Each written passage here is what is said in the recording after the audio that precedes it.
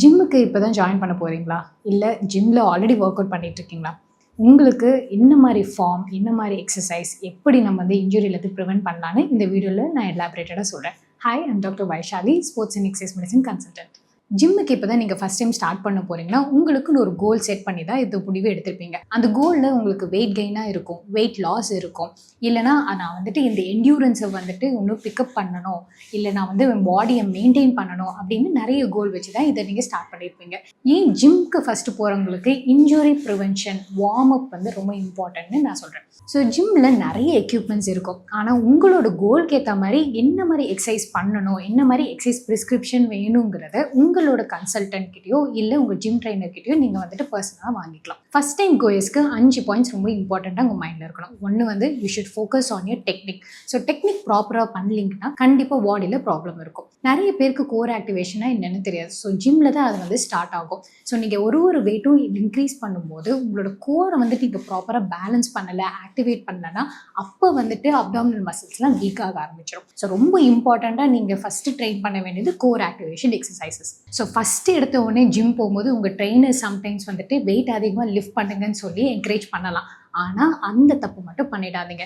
It's something called ego lifting which we don't want. Ego லிஃப்டிங்னால நிறைய injuries வரும். So அதை நம்ம வந்துட்டு அவாய்ட் பண்ணுறோம்னா டேக் இட் ஸ்லோ, ப்ரோக்ரெசிவாக லோட் பண்ணுறது தான் வெரி குட் ஆப்ஷன். இப்போ தான் நீங்கள் ஜிம்க்கு ஸ்டார்ட் பண்ணுற போனீங்கன்னா உங்களுக்கு கண்டிப்பாக ஒரு ரொட்டீனை நீங்கள் செட் பண்ணிக்கணும். ஒரு வீக்லி நீங்கள் எத்தனை நாள் கார்டியோ ஆக்டிவிட்டி பண்ண போகிறீங்க, எத்தனை நாள் ஸ்ட்ரென்த் ஆக்டிவிட்டி பண்ண போகிறீங்கன்னு ஸ்கெடியூல் பண்ணுறது ரொம்ப இம்பார்ட்டன்ட்.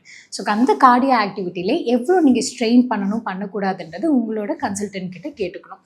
ஒரு ஸ்ட்ரென்த் ஒர்க் அவுட்டுக்கு அப்பர் பாடி ஃபோக்கஸாகவும் நீங்கள் பண்ணலாம், இல்லை ஒரு நாள் லோவர் பாடி ஃபோக்கஸ் பண்ணலாம், இல்லை காம்பவுண்ட் எக்ஸசைஸ் பண்ணுறது இன்னொரு நல்ல option. So first time gym போகும்போது புது எக்ஸசைஸ் கொடுக்கும்போது நம்ம மைண்டில் ஹைட்ரேஷனுங்கிற ப்ராசஸே மறந்து போயிடுவோம். ஸோ கண்டிப்பாக ஹைட்ரேஷனை ஃபஸ்ட்டே வந்துட்டு ஃபாலோ பண்ண ஆரம்பிக்கணும். அந்த ஹைட்ரேஷன்லேயே வெறும் வாட்டர் மட்டும் குடிக்கிறதுனால பெரிய யூஸ் இருக்க போகிறதில்ல.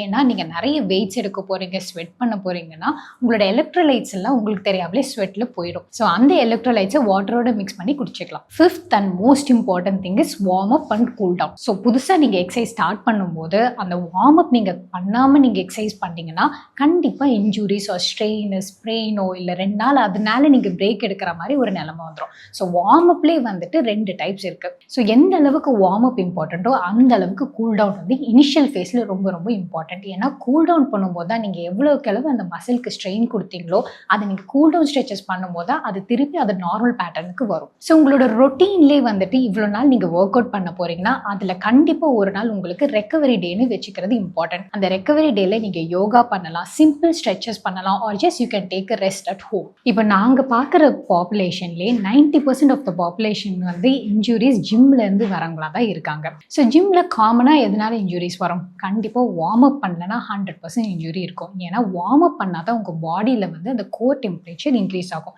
இன்க்ரீஸ் ஆகும்போது நீங்கள் ஃபர்தராக எக்ஸ்ப்ளோசிவாக ஆக்டிவிட்டி பண்ணாலும் அந்த இன்ஜுரியை வந்து ப்ரிவென்ட் பண்ணிடலாம். ப்ளஸ் மசில் எல்லாமே வந்து ஃப்ளெக்சிபிளாக இருக்கும்போது நீங்கள் வெயிட்ஸும் இன்க்ரீஸ் பண்ணும்போதும் ரேஞ்ச் ஆஃப் மோஷனும் பெட்டராக இருக்கும். ஆனால் வார்ம் அப்லேயே வந்துட்டு டைனமிக் வார்ம் அப் பண்ணுறது தான் பெஸ்ட்டு. ஏன்னா நீங்கள் நின்றுட்டு பண்ணுறீங்கன்னா, அதாவது ஸ்டாட்டிக் வார்ம் அப் பண்ணுறதுனால அந்த மசில் வந்து 1 end to 1 end வெறும் ஸ்ட்ரெச் தான் ஆகும் தவிர அது பெருசாக வார்ம் அப் ஆகாது.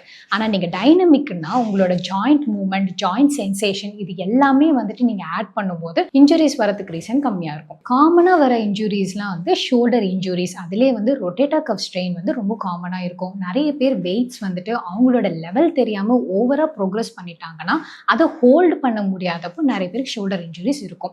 ஸோ வெயிட் இன்க்ரீஸ் பண்ணும்போது ஆப்வியஸாக உங்கள் மசில் வந்து ஹைப்பர்ட்ராஃபி போகும். அந்த ஹைப்பர்ட்ராஃபி எப்படி நடக்கும்னா, நீங்கள் வெயிட்ஸ் எடுக்கும்போது மசிலில் சின்ன மைக்ரோ டேர்ஸ் நடக்கும். அந்த மைக்ரோ டேர்ஸ் நடக்கிறப்போ ஹீலிங் நடக்கும். ஹீலிங் நடக்கிறப்போ மசில் பல்க் ஆகும். அது பேர் தான் மசில் பல்கிங் அண்ட் ஹைப்பர்ட்ராஃபி. இந்த மைக்ரோ டேர் நடக்கும்போது பாடியில் மசில் சோர்னஸ் இருக்கும். ஆனால் இதனால நீங்கள் ஒர்க் அவுட்டை ஸ்டாப் பண்ணணும் அவசியமே இல்லை.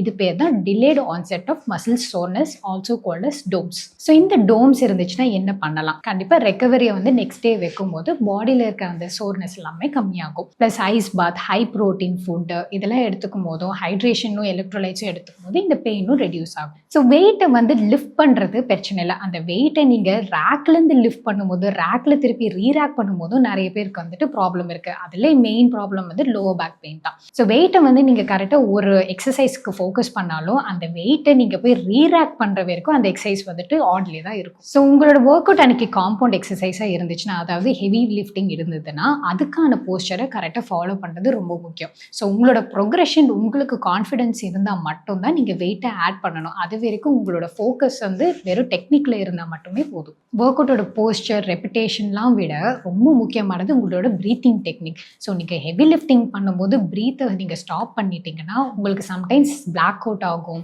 பிரெத்லெஸ்னஸ் ஃபீல் பண்ணுவீங்க.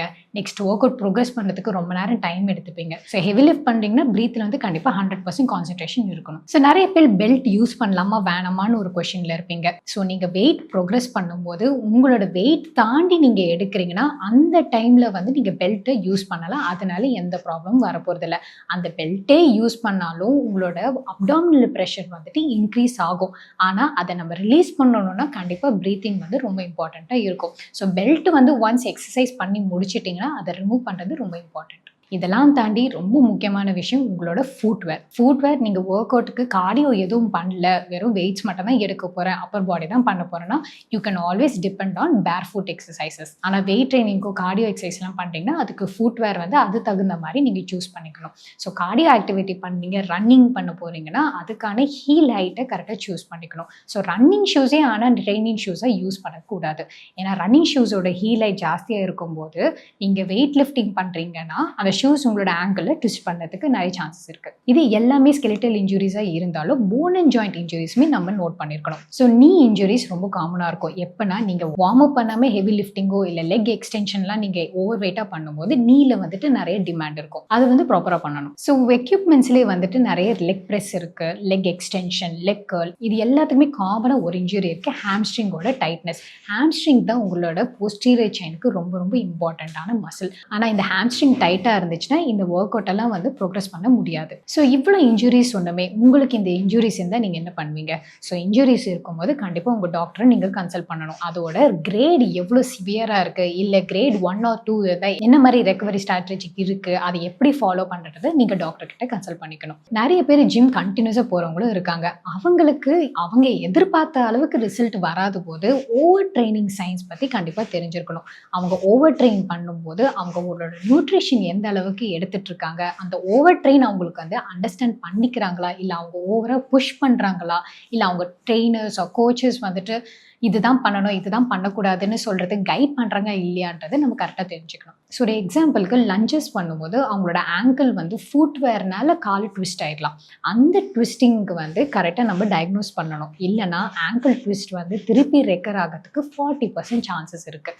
ஸோ அந்த ஆங்கிளுக்கு ப்ராப்பராக ரீஹேபில் நம்ம பேலன்ஸ் அண்ட் ப்ரோபியோசெப்ஷனை கண்டிப்பாக ஆட் பண்ணிக்கணும். ஸோ இதெல்லாம் வந்து ரொம்ப ரொம்ப முக்கியம். ஸோ அதே மாதிரி ஜாயிண்ட் இன்ஜுரிஸ், மசில் இன்ஜுரிஸ்க்கும் ரீஹாபிலிட்டேஷன் இருக்குது. அதுக்கான ரீஹாபிலிட்டேஷனை கரெக்டாக ஃபாலோ பண்ணாலே உங்களோட ஜிம்மை வந்துட்டு சீக்கிரமாக ரெஸ்யூம் பண்ணிக்கலாம். ஸோ எவ்வளோதான் நீங்கள் ஒர்க் அவுட் பண்ணாலும் diet is very very important. 80% வந்து நியூட்ரிஷன் தான், 20% தான் ஸ்ட்ரென்த் ட்ரைனிங். ஸோ இதை வந்து பேலன்ஸாக இருக்கணும்னா உங்களோட நியூட்ரிஷன் அட்வைஸுமே கரெக்டாக நீங்கள் ஃபாலோ பண்ணணும். ஸோ ஜிம் ரிலேட்டடாக உங்களுக்கு வேறு ஏதாவது டவுட்ஸ் இருந்தால் கமெண்ட் பண்ணுங்கள், நான் ரிப்ளை பண்ணுறேன்.